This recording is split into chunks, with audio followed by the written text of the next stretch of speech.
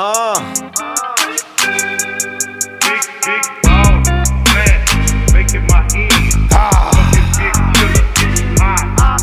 Big ball, flat. Yo, what's going on, YouTube? What's happening, man? You guys already know who it is.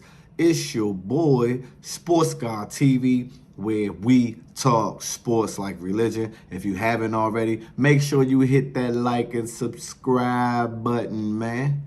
Click that notification bell so you can get notified when I upload. Share the content, jump in the comments. Let's get it cracking.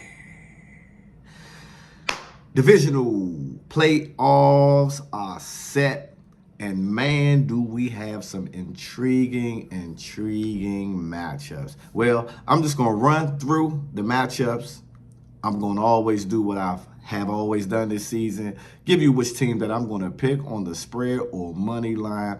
Also, just man, as the NFL season winds down, man, just break down the games, not really in totality, but just give you some important key factors in it and some important factors that helps me lean towards a certain team. And I got to start off with the first game on the schedule, and that will be the Houston Texans, led by C.J. Stroud, Nico Collins, DeMeco Ryans, versus the Baltimore Ravens, the best team in the AFC this year, the team with home field advantage, led by Lamar Jackson. Period, point blank, and very, very simple. C.J. Stroud, man, they played the Baltimore Ravens the first game of the season. I think I had said that he didn't play in the first meeting in the previous video, but they did play them, and he played, and he threw for 242 yards, no interceptions, no touchdowns. That score was 25-9 in Baltimore, first game of the season. At that point in time, obviously you don't know who was going to be who, what team is going to be what. Didn't really know what to expect from the Texans. But here we are 17 weeks later, down the road, 18 weeks rather, and the Houston Texans are in the playoffs. Now, they are 9-point underdogs versus the Ravens. Obviously, the Ravens are at home. C.J. Stroud for the season, 4,108 yards, 23 touchdowns, 5 interceptions. Lamar Jackson, 3,678 yards, 24 touchdown passes, 7 interceptions, and also 821 yards rushing on the ground. You got Singletary and Nico Collins, as I mentioned, and then you got Zay Flowers, man, the amazing young receiver. And then you got Isaiah Likely, man. Though the Ravens have got key news that Mark Andrews will be upgraded back to the roster, which that dynamic duo on the field at the same time will create a lot of problems. And don't forget about OBJ and company, man. This is the best team assembled around Lamar Jackson that he has had since he has been in the league offensively, right? Both teams are riding they won 4 out of the last 5 games, leading up to this point. Give me the Ravens at home, man. I mean, it's been a heck of a run, heck of a ride, heck of a rookie season for C.J. Stroud, heck of a rookie season as a head coach for DeMeco Ryans. But I believe the magic ends in Baltimore. But there are 2 factors that I worry about when it comes to teams with that bye. Yes, it's good to get the bye because you get to rest up some players. You get to kind of sit back, watch some film, watch some games, see your potential matchups that you will face so you can get kind of like a head start. But then also the concerning thing is the rhythm. Those guys are sitting back. They might, just be doing whatever, man, But I just feel like the chemistry may be off. I've seen teams that have home field advantage throughout the playoffs and lost the very next round, and that is due to not being active. When you're on the road, you like to keep rolling. In this case, man, I think the Ravens may come off a little shaky in the beginning, a little rust because they haven't played in a week. But at the same time, I expect the Ravens to not only beat the Houston Texans, but to also cover the 9-point spread at home.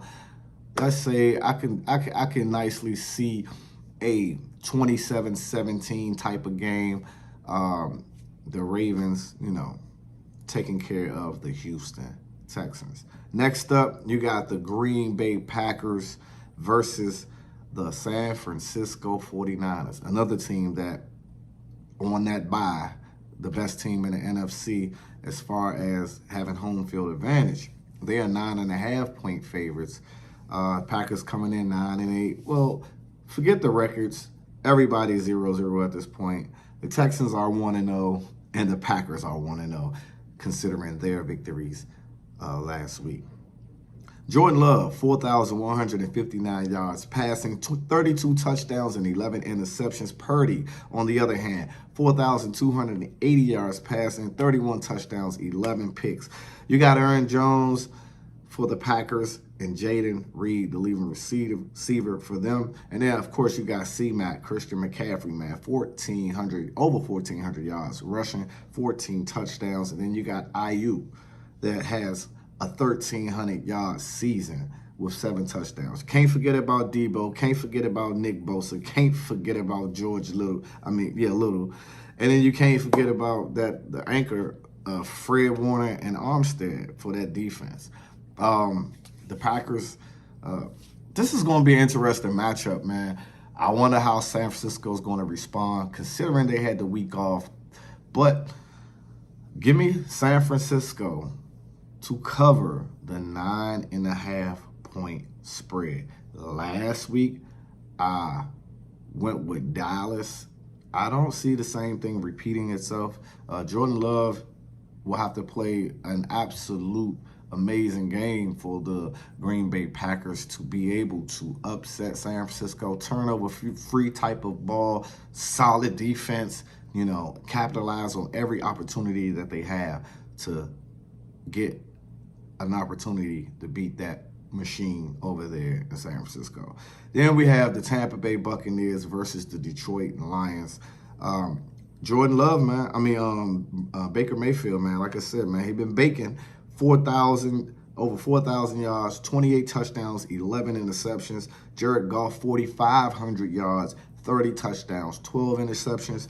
Then you got Rachaad White, and then Mike Evans, obviously having another 1,000-yard receiving, over 1,200 yards receiving, 13 touchdowns. But you got Montgomery for the Detroit Lions, got 1,000 yards on the ground, 13 touchdowns. You can't forget about Jabari Gibbs, explosive young rookie. And then you got Amari St. Brown, man, 1,500 yards with 10 touchdowns. Rams are 6-point favorites at the house, at the crib. Tampa has also had a wonderful run. This is a divisional game. Obviously, it's the divisional round. This game is hard to call. Tampa has been playing really good football. If Baker Mayfield can stay within himself, not turn the ball over, and then their defense can play aggressive, but yet smart versus the Detroit Lions, they definitely have a shot. I think this is Detroit year in a sense to where as though they take care of home field. But I expect a close game. But give me the Detroit Lions minus the 6. I can easily see this game being a 24-17, 24-16 type of game in favor of the Detroit Lions. And then the last game on the slate between the Kansas City Chiefs and the Buffalo Bills. Now, we all know Patrick Mahomes in every single playoff game of his career, he has played at home. Always have been the best seed in the AFC. And the only neutral site games he played in his career has been the Super Bowl.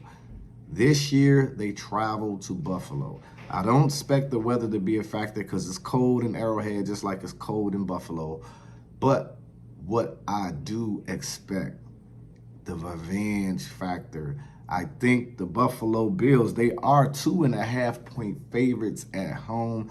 Give me Josh Allen, 4,306 yards passing, 29 touchdowns, 18 interceptions. Cook has had over 1,000 yards rushing. Diggs over 1,000 yards receiving, 8 touchdowns. Mahomes, over 4,000 yards passing, 27 touchdowns, 14 picks. Pacheco been running well, and Kelsey leading the pack as far as receiving yards go for the Kansas City Chiefs. But, and it's well due. These guys have split their matchups 3-3. Similar stats when it comes to passing yards and touchdowns and interceptions and things of that nature. But this time around, I think the gas runs out of the Kansas City Chiefs, and Buffalo gets revenge, and Bills Mafia will be heading to the AFC Championship game. What's your guys' thoughts? What's your guys' picks? Who do you see winning? Who do you see being victorious come divisional playoff weekend? It's your boy, Sports Guy TV, where we talk sports like religion, and I'm out. Until the next time.